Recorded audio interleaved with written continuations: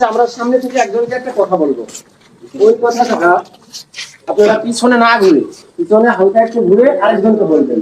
Double writing করা যাবে না, দুইবার বলা যাবে না, একবারই বলতে হবে।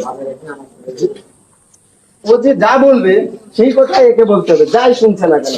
যদি বলে উই বলতে হবে, যাই হোক না কেন তাই বলতে হবে। আমরা ফার্স্ট এবং শেষ যে আছে এই দুইজনেরকে আবার সামনে নিয়ে আপনাদেরকে জিজ্ঞাসা করবো আপনাদের সামনে। জানেন এইখানে একটা আমি কথা বলছি এই ভাইকে, যে কথাটা সচরাচর আমাদের গ্রামে সব সময় বলে থাকে, এক বাড়ির কথা আরেক বাড়ি যে লাগায়। ধরেন এই ভাই একটা কথা জানছে আমার কথা, সেই কথাটা কিভাবে এর কাছে আসছে বা এর কাছে এসে শেষ হয়েছে সেই কথাটা আমরা জানবো। ভাই বলো, আমি তোমার কি বলবো। আচ্ছা তুমি কি শুনছো? কুট্টু।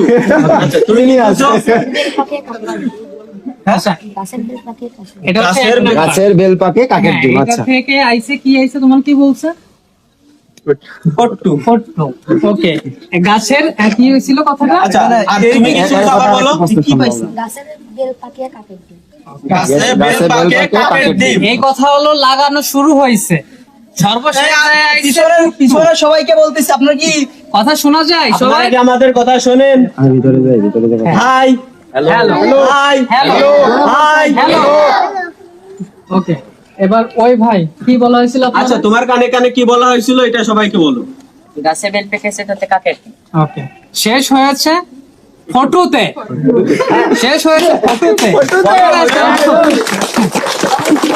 কিভাবে সবাই দেখছেন? সব কিভাবে ছড়ায় আপনারা কি বুঝতে পারছেন? প্রথম কথা কি ছিল? গাছে বেল পেকেছে কাকের ডিম। তারপরে আমরা কি পাইছি? লাস্টে না, তারপরে যে আমরা কি পাইছি? গাছে বেল পাকিয়ে কাকের ডিম।